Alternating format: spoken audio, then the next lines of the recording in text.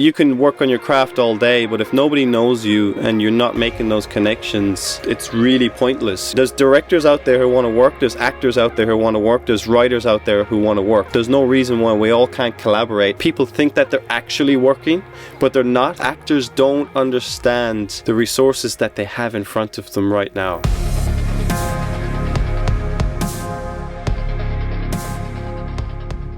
So Mike Farrell, so happy to have you on the podcast. I just wanted to start with a question about acting and how do you get more gigs and more work as an actor so you can grow your career? Number one, it's a really tough, it's a saturated industry. It's completely saturated. It's a really bittersweet kind of thing because nobody wants to work with you unless you have a credit, and you can't get a credit unless you work. So it's so hard to get started. You know, I've gone through the whole thing of emailing agents, emailing casting directors, and in the end of the day, nobody gives a shit about you, right? You can be pretty, you can be everything and all of that, but in the end of the day, I don't think anybody gives a shit about you. And I really feel like what I've learned so far is by sticking in the game and keeping some skin in the game. The way that the industry's gone is if you're really passionate about this and you really want to succeed, you're going to find yourself end up making shifts, making changes, and you're going to end up creating your own material, and that's where it has to be. I think that you have to love it so much. You kind of separate yourself from the industry. Does that make sense? And you go, well, I'm just going to be over here and I'm going to do this, right? Once you separate yourself from, I've got to get this, I've got to get in the room, and you're just doing what you're really passionate about, it's amazing how doors, well, not so much doors, but the connections you make along the way. The people that I've met along the way, just by doing that, you're filling up your contact list, right? And I found that to be the most valuable thing, by having met these people and just being a nice person. I don't know if I should say this. This just popped into my head. There's a audition that's coming up. There's a movie that's coming up. I won't say the director, but he does a movie every couple of years, and he's a very artistic director. I just happened to be having a conversation with a casting director, and she said to me, "You'd be perfect for a role, such and such role in this movie." And I went, I didn't even know he was doing a movie. And she goes, "Yeah, I want to get you in the room, but I'm not getting you in for about a month. I'm going to get people in about a month's time." And then she told me who the lead actor was on the movie. And I had just happened to do a movie with that lead actor, and he sent me the script. So I had the audition material before anybody else to start getting the work in. And that would have never have happened if on that movie set that I just did, I made it my goal to just talk to everybody. Like, I wanted to talk to the cinematographer, understand his craft. I wanted to talk to the lighting guys and just be, a part of a kind of an ensemble, and because I love it that much. I mean, I really want to know when the director says cut and you can go home or whatever. I wanted to stick around and see what the first AD did and the lighting guy did. And I'll never forget, the lead actors had their own green room, and us supporting actors had our own room. And I thought to myself, you know what? Fuck that. I feel like I'm a lead actor, and I want to go in there and talk to those guys, And when I went in there, they were just so inviting, come in here. And I ended up being in there all the time. And we exchanged numbers. And by myself doing that and saying, look, I want to go in there and talk to them and be with them, that's how I made that connection. And when now this audition piece has come up, he sent me the script, and that's uncomfortable for me, Axel. It really is.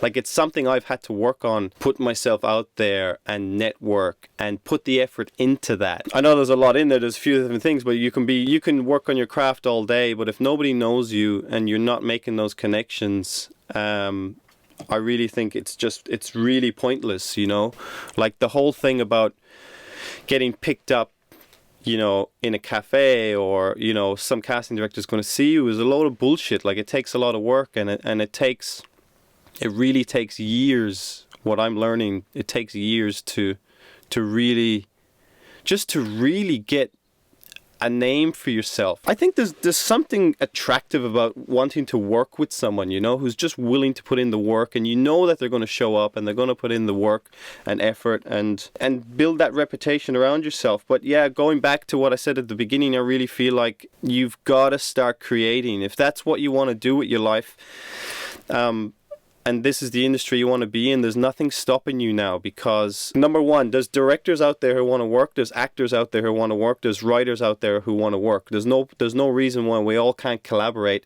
and YouTube is giving us our own free TV channel to put our stuff on, you know, like it's a free channel that you wouldn't have had 20 years ago when actors were trying to come up. So I really feel like if that's what you want to do, there's nothing stopping you. I've seen movies that have won awards that were made with their iPhone. You know, it's not about the software, it's really about like you putting in the work. And I think when you put in the work, that people just come after you in a way, you know, because they see you putting in the work. And as much as it is an artistic form, there's a business side to it. And the business people, when they see you doing stuff and they see you constantly working and creating, they see dollar signs, you know, and they want you. The anxiety kind of leaves you in a way when you do that, because now you're not sitting behind the laptop waiting for an email or a phone call or sending an email. And once you just keep creating,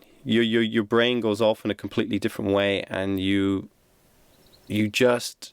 feel like you're in the game. You feel like you're a part of it. You know, you got to feel like a part of it, you know, and not like you're trying to get into it. I really love that part that you were talking about being intentional, like when you're there, to make sure that you're talking to everyone and that you're making relationships and friendships with everyone. I think that is so important, and it has been my experience also from the crew side of things.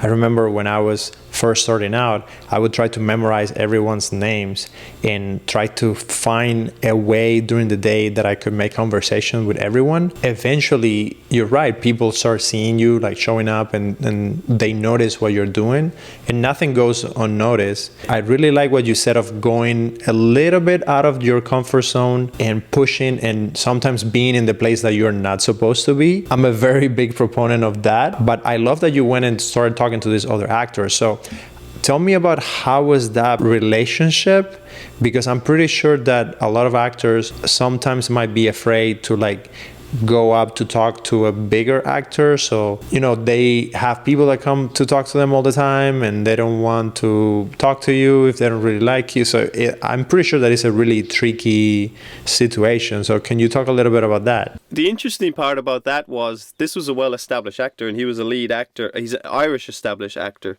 a lead actor, and he's done a lot of, I suppose he's been in the game nearly 20 years, you know, he's done a lot. And the interesting part that I found was by going and talking to him, it actually ended up that I had a lot to offer him in a way, because he was very interested in the method acting, and because he had started as a kid, he had been one of those lucky ones who had jumped into it and never had any formal training. And now he was kind of in his 40s, he was diving into some training because he was like, I want to get to the next level. What's interesting is I wanted to be where he is, and he wanted to be where the Hollywood actors are, right? So he wanted to get to the next level, I wanted to get to his level. So he was very much interested in what I had to offer, and he wanted to know all about the method side of the acting, because I went through Meisner School, and I'm still working currently with Eric Morris, who's in Los Angeles. You know, he's 90 or 91 now, and he's worked with a lot of actors over the years. Yeah, it was great that I had something to offer him, and my process of method acting and then relaxation, because I'm big on relaxation before going on to set. So he wanted to know all about that. And then it actually turns out that we were interested in the same philosophy, because he went back to school to study philosophy, and I was like, oh my God, I want to know about that. So it wasn't so much lick ass in a way. It actually ended up being we've got a lot of similarities and we could offer each other a lot, and we were willing to do that. And then I think once somebody sees that you're genuine, like really genuine, it's so much more interesting. And you know what the funny thing is? I was talking to a friend the other day about this. We're on set and we're acting a lot, and you know, there's big personalities. When you get together, it's the last thing you talk about. You're talking about the world. You're talking about life. You're talking about what's going on in the world. And I think you get to see the person. You get to connect with them. And I love the quote by Steve Jobs is that, the world is made up by people who are no greater than you. And I could see that I'm just as good as actor as him. He's just put in more miles. He's put in more. He's been in it more time, It's achievable. You know what I mean? I really feel like you need to be around these people to see it as well. Something very scary for me. I went to the theater a couple of months ago with director Jim Sheridan. He brought me. Aidan Gillen was there from Game of Thrones, and he's done lots of stuff. He was in Bohemian Rhapsody, and so we went for a drink after. And I'm sitting there going, this guy is on he's up here, right? He's superstar level. He's supporting actor for all the main leads in the world. And Jim Sheridan, who's done 5 movies with Daniel Day-Lewis. And I'm thinking, they're just fucking normal people, and we're just sitting here having a glass of wine and we're just talking. And you know what's really interesting, Axel, and I couldn't believe it, is that I'm sitting there thinking, what's next? And so were they. I remember Aidan saying to Jim, going, I've got 2 months coming up in Europe and I don't know what's after that. And I'm going, fuck, we're exactly the same. You know what I mean? It's like everybody's thinking, what's next? And I think, for me, I always thought that once I get to that level, everything's, I'm sorted. And it's not. You got to keep going, keep grinding, keep on moving. Yeah, and it's the big cliche, but you have to enjoy that climb of going after what you want, because that is it. Today I was talking with a friend of mine, Reginald. He's an actor. He was on set today, and it was the first day on set for this feature that he's doing. And we were just talking 20 minutes ago, and he's like, yeah, things were changing and this happened. And I'm like, bro, that's it. That is being on set. That is working on films. It doesn't matter how big you get, it's going to be like that. It's going to be that uncertainty, and everyone is trying to figure out what to do for the next scene and trying to get the best movie that they can, but I really love that you're seeing those things, because I had kind of a similar experience when I've been working on big TV shows and big feature films as an assistant, and I'm there in the room seeing how all of these people that have 25, 30 years ahead of me in their careers, and I can see that they have just done it so many times that they have gained mastery, but they are not way more special than I am, or have super brain that I don't have, or anything like that. It's just they have more time doing it, more connections, and they know what they're doing because they have been doing it for so long. Now, for you were thinking about what's next, and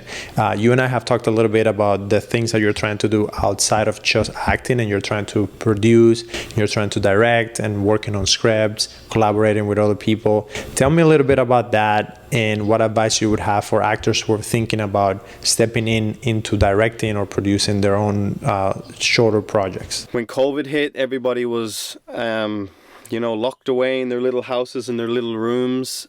And I found myself, I can't even explain it to you, Axel. I found myself sitting down and writing, not knowing what I was writing or what I was doing or why I was doing it. I didn't know why I was doing it, but I couldn't stop myself from doing it. And I thought, this is crazy. I'm here spending hours every morning. I'm getting up at 4 a.m., 5 a.m., and I'm sitting here for 3-4 hours writing. And it's not what I wanted to do or thought I wanted to do. And I've never stopped, Axel. I've been doing it for nearly 3 years, 4 a.m. every morning for 3 hours. And I've gotten better and better and better. And my material started to stack up. And still to this day, I keep going, this is nuts, because shouldn't I be spending my time on focusing on acting? And I kept saying to myself, something's going to stem from this, and it did. And I've been so fortunate and lucky that I've been working now with Jim Sheridan, Irish director, and one day he asked me to send him some material that I've written. So I sent him this pilot, I sent him a play, and he got back to me and he said, or he rang me, and I'll never forget the phone conversation. He said, I read your writing and it's not perfect, But when I was your age, I could not write like that. You keep writing, and when you get to my age, you're going to be fucking brilliant. He said, I'm only saying that because me, and he said Neil Jordan, another Irish director, when we used to write together, we couldn't even write what you're writing. And I knew that the writing was good. Jim's been helping me. And out of that, Jim has seen that I've actually worked a lot on structure and trying to get the screenplays correct and working with a 3-act, all of that kind of stuff. Anyway, out of that, now I work for Jim. So all of the scripts he gets sent, I read them. I do coverage. I report to him on why I think this is good, why we're passing on these. And it took me a while to realize that he was testing me. Not only was he testing me, he was beginning to plant the seed in me to become a writer-director. Because that was the first step of me understanding a screenplay and why it works and why it doesn't work. It's kind of like the Karate Kid in a way, you know, the wax on, wax off. Because I was like, I want to direct. I thought, like, let's go on set. And he's like, no. This is where you start. And then we can progress. Obviously, the anxiety of waiting for work to come. And I had this little short, it's about 20 minutes. And there's I spoke to this Irish actor on my podcast. I've been trying to get him on for a while. I haven't released it yet because I haven't been doing the podcast for a while, but I still have it. And he's done a lot, and I really wanted to get him on, and he's a great guy. He's an advocate for homelessness and all of that. But he plays a lot of the tough guy, a lot of action. And I had this little short story that was about, the story was around bullying, anti-bullying, getting that message out there. And I sent it to him, and he came back to me, and he was like, I love that.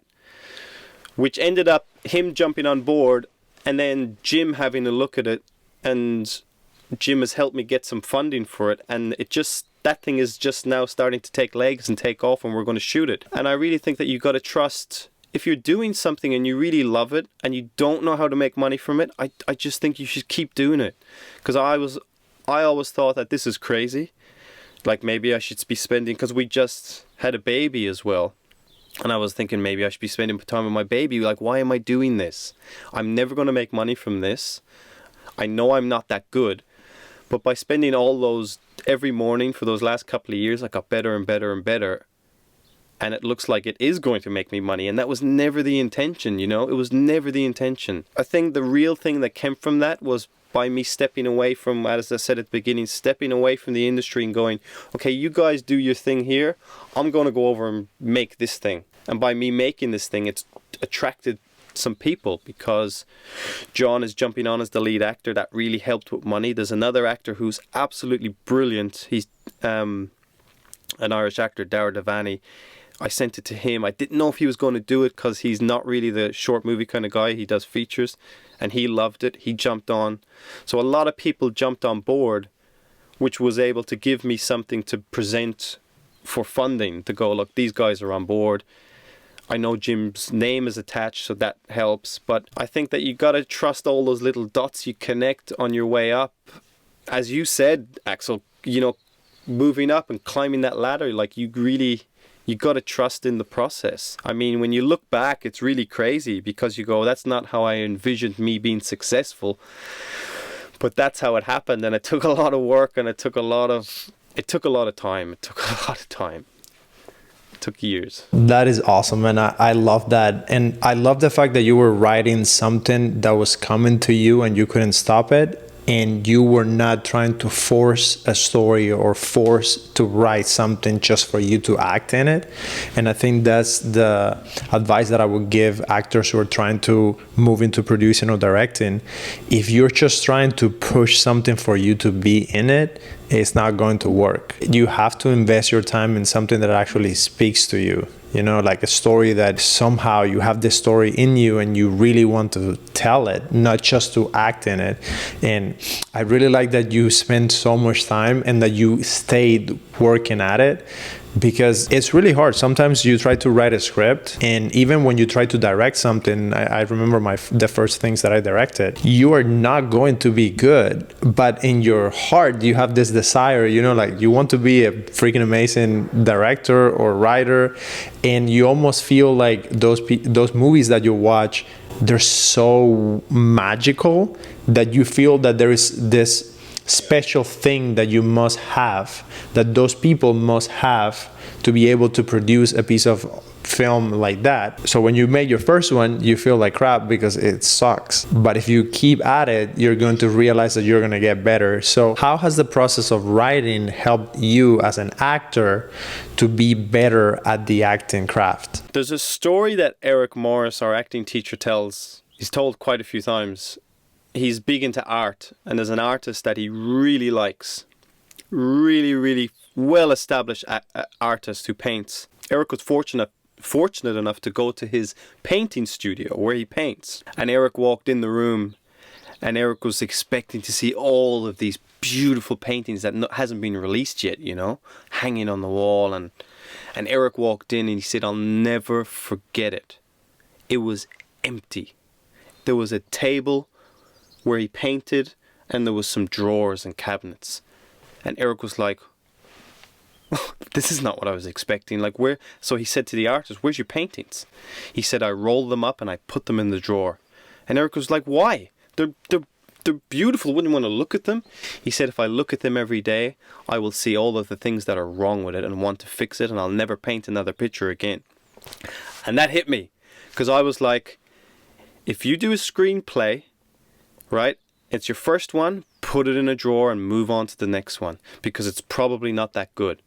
Do not spend a year or 2 years perfecting it, because you can fall into the trap. And I had to learn that, because my first play was okay, but it was terrible, and I was like, I can fix it. And someone said, "Move on, put it away. If you really want to do this, move on." So I think that's great advice, and it's really from working with Jim, looking at the screenplays now, and going like, you know, you got to break somebody's heart and go like, it's not that good. But I would encourage you to get rid of it and start again with a new one. Don't rewrite it. Like, if it's not that bad, maybe rewrite it. But if it's your first one, put it away. So that's my first bit of advice. The second thing would be, everything that I've wrote, Axel, there's no part in it for me. I'm not the right actor. I'm not the right look. I'm not the right age. That's what's really helped me. Because going to auditions, we go, I'm right for this, I want that, why didn't I get that? Everything I've written, there's no part in it for me. And I'm honest about that. Even working with Jim Sheardon now, the reason I came home was to work on Lockerbie. It's a new TV series for the BBC. And he sent it to me and he said, "What part do you want to audition for?" Because obviously we have that relationship now. And I read it and I go, there's no part in it for me, Jim. Like, I have to be honest, there's no part in that for me. So that it really makes me feel better, right? Because when I go to audition and I didn't get it, it wasn't right for me. That's the number one lesson that I really think has been so beneficial for my mental health. Then the second thing is really understanding story. You know, if the dialogue is great, stay on the dialogue, don't improvise, and all of that kind of stuff around the technical side of it and what the director really wants. It's really changed the game for me. It's really opened up a lot of stuff for me. Yeah, I think that part when you say that it's just not for you, that is hard, man. Like, understanding that, I think that is so amazing to have that as an actor. So it doesn't affect your emotions and it doesn't affect your self-esteem and your self-worth. It's brutal trying to be an actor and feeling rejection all the time and feeling like it's because you didn't do a good job with the audition. And there's so many things that have to line up for someone to get cast in a role. It's like sometimes it's just like the shape of your eyebrows don't really match what the people had in their mind, or it's like the way your voice sounds is like one note too high or whatever, you know. Learning that it's not about you personally, I think that would change drastically the way that you approach the work, because it's gonna liberate people to try more things. Even if they don't get it, it's okay, and they're not going to feel like their self-esteem like affected with that. I think for me as a director, almost every project that I go in, I try to make it my own. I don't think I have running the same risk of trying to do something that doesn't really fit me, But it also happens, like when you try to direct something that you don't really understand. That's something that I probably need to learn a little bit more, because I tend to say yes to almost everything, and I try to do more because I'm trying to first practice more. I love to be busy and doing things all the time. Being here in LA, that there's so many projects happening all the time. This last year that I've been working at Impact Theory, it has been really difficult to say no to all the other projects outside of the studio that come up to me. I remember when we first had our first call, a lot of the conversation was about, being in LA or being in Australia or being in Ireland or being in Europe or another place. Tell me a little bit about that, and how has it been your experience now that you're in a different place in your career? And what do you recommend actors who don't live in the US and cannot easily come to LA? What do you recommend they do to build that network of people around them? And I'll be honest with you, I couldn't catch a cold. Like, as they say, I couldn't get arrested. And a lot of it came from me being... I really thought that I would bring a uniqueness there, because there's not many Irish actors in Sydney or in Australia. So I was bringing that uniqueness, that I could put myself into that niche of being the Irish actor if I needed to get... they wanted to go that way because of diversity. The only thing that separated me is, as I said in the beginning, is I stuck in the game. I can get really stubborn in a good way, right? I can get really obsessed in a good way.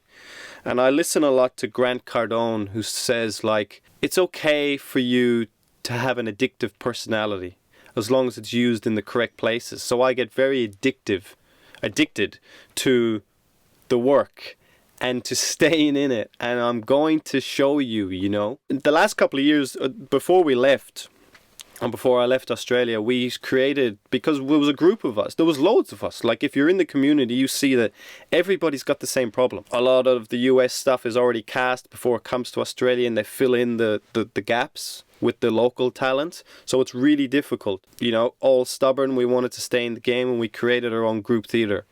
And the aim of the group theatre was that we're just going to keep working on ourselves and keep working on great material. So we did that the last couple of years on all the great playwrights. Every week we had our own studio, but we were meeting up as a group and rehearsing nearly every day, and constantly working. That helped me stay in the game, and it helped me because you're part of a community. But I really feel like it goes back to creating your own stuff. Like, that was us creating our own stuff.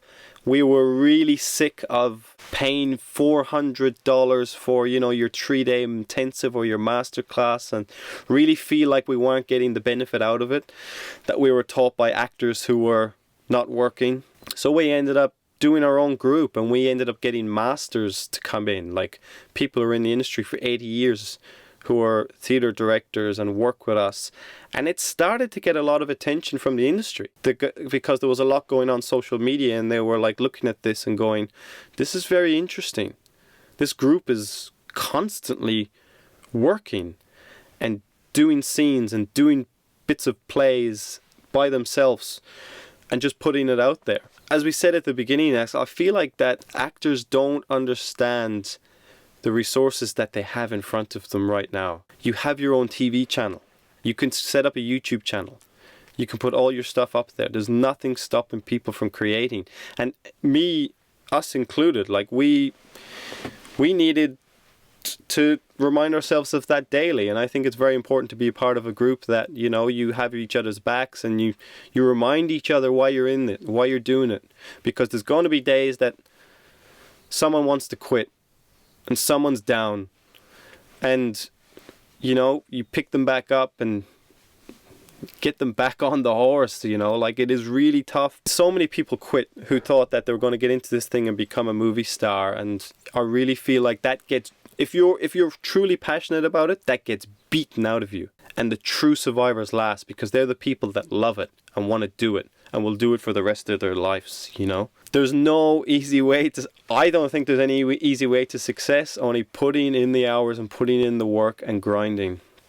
But doing it in a healthy way. I started to get really unhealthy about it, where I was kind of very obsessed, where I had to take a back step, we would go out with my partner with friends, and I would be like really anxious that I got to get back and do something. Like, it's very hard for me to let it go, because I'm always like, if I'm not at home working or doing something, somebody else is. So I think you got to find a balance of healthiness as well. But yeah, I mean, a lot of people, here's another thing. A lot of actors or a lot of filmmakers or people think that they're actually working, but they're not.